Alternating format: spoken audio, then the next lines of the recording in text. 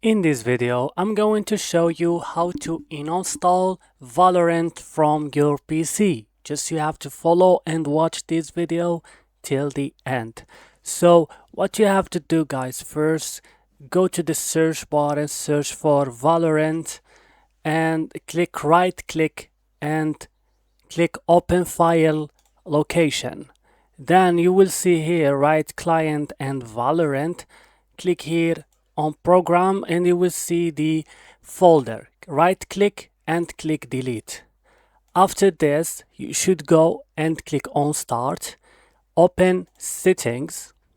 Inside settings, click on apps, installed apps, and as you can see here, Valorant. But we can go here to this three line and click in install. But before that, we have to go here to this arrow and click on it, and we will see here Riot client that launch Valorant. So we have to click on right click and click on exit.